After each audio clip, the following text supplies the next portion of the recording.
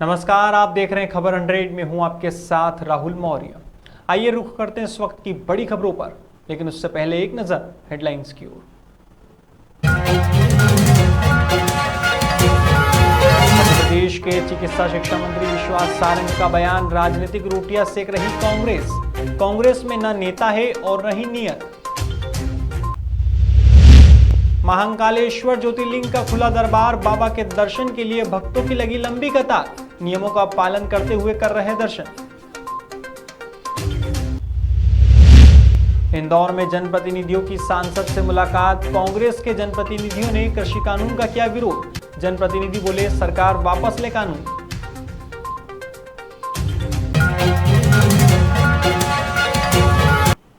मध्य प्रदेश के चिकित्सा शिक्षा मंत्री विश्वास सारंग ने मीडिया से बात करते हुए बताया कि प्रदेश में लगातार कोविड के केस में कमी आ रही है और वैक्सीन के क्षेत्र में बढ़ोतरी हो रही है।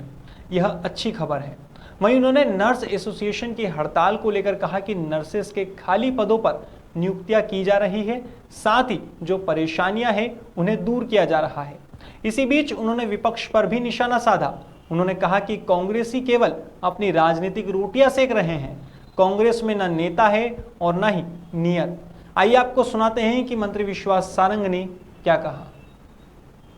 हड़ताल करना उचित है। इस समय पर जब हम महामारी के दौर से गुजर रहे, हर वर्ग को चाहिए कि अपने अधिकार की बात तो करे, परंतु हड़ताल जैसे नकारात्मक यदि हमने आचरण किया तो वो ठीक नहीं है रहेगा। सही मायने में यदि किसी भी वर्ग की कोई समस्या है तो हम पूरी तरह उनसे संवाद करने को तैयार हैं। देखिए, ये काय की तैयारी, ना नेता ना नियत, किस बात की तैयारी कर रहे कांग्रेस अब भूली बिसरी बातें हैं। केवल और केवल अपनी राजनीतिक रोटी सेकने के लिए इस तरह के बयान देते रहते हैं। ना कांग्रेस की कोई तैयारी है, ना जनता किसी तरह कांग्रेस को स्वीकार करना चाहती। कोरोना की दूसरी लहर के बाद अब सोमवार से विश्व प्रसिद्ध महाकालेश्वर ज्योतिर्लिंग का दरबार श्रद्धालुओं के लिए एक बार फिर खोल दिया गया है। श्रद्धालु कोविड-19 के नियमों का पालन करते हुए बाबा महाकाल के दर्शन कर सकते हैं। वहीं श्रद्धालुओं को सुविधापूर्वक दर्शन हो सके, इसके लिए प्रशासन ने भी पूरी व्यवस्थाएं की है। इसके चलते श्रद्धालुओं को अपना वैक्सीनेशन सर्टिफिकेट या 48 घंटे पहले की गई RT-PCR रिपोर्ट दिखाना अनिवार्य है और प्री बुकिंग करना भी आवश्यक है। बताया जा रहा है कि मंदिर में रात 8 बजे तक 7 स्लॉट में 3500 भक्तों को प्री बुकिंग के आधार पर दर्शन करवाए जाएंगे। हालांकि गर्भगृह और नंदी हॉल में दर्शनार्थियों का जाना अब भी प्रतिबंधित है, लेकिन इसके बावजूद भक्तों में काफी उत्साह है और बाबा महाकाल की एक झलक पाने के लिए लंबी लाइन में अपना इंतजार कर रहे हैं। बहुत लॉकडाउन की वजह से करीब 80 दिन हो गए हैं। उन 80 दिन में आज प्रांगण खुला पूरा मंदिर का और बाबा का लोग भक्तजन जो है दर्शन के बड़े अभिलाषी थे और उनकी सबकी मनोकामनाएं पूर्ण हुई। बाबा के दर्शन चालू हो गए आज से।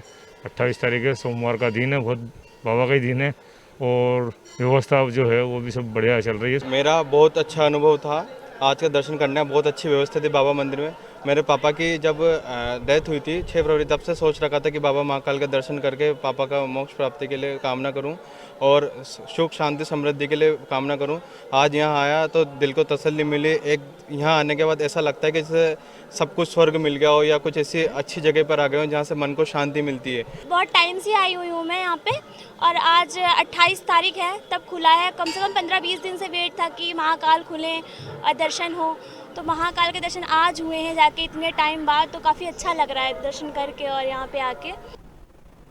देखने में आया कि उच्च शिक्षा मंत्री डॉक्टर मोहन यादव ने भी महाकाल मंदिर में पूरे नियमों के साथ बाबा के दर्शन किए। उन्होंने भी अपना वैक्सीनेशन सर्टिफिकेट दिखाया और उसके बाद ही मंदिर में प्रवेश किया।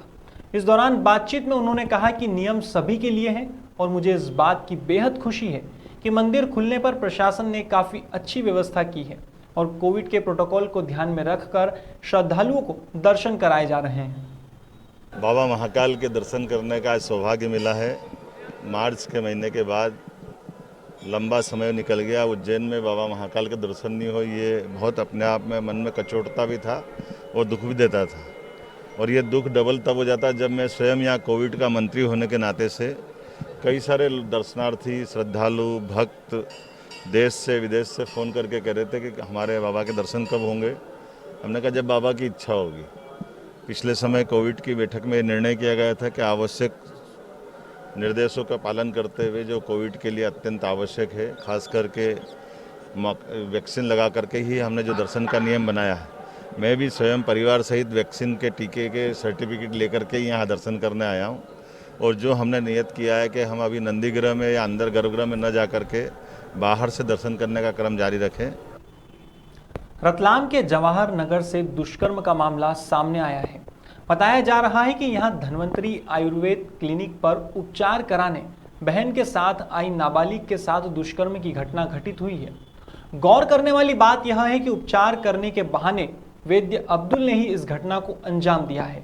अब इस घटना के सामने आने के बाद औद्योगिक थाने की पुलिस ने कार्यवाही की है और पीड़िता की शिकायत पर आरोपी वैद्य अब्दुल को गिरफ्तार किया है। कल सूचना मिली थी कि ये पंचकर्मा का एक डॉक्टर है, कालीकट केरल का रहने वाला था, अब्दुल जलील नाम है उसका।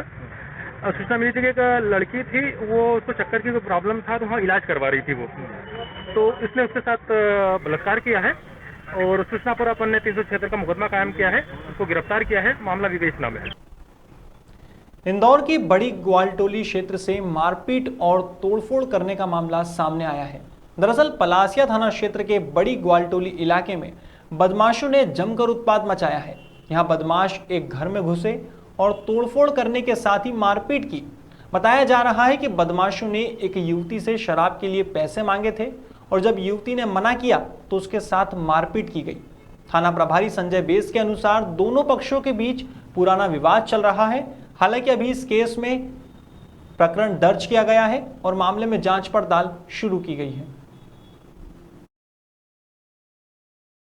ये कल शाम को एक अनिल नाम का बड़ी ग्वालटोली में रहता है, जिसका विवाद प्रतीक से हुआ था।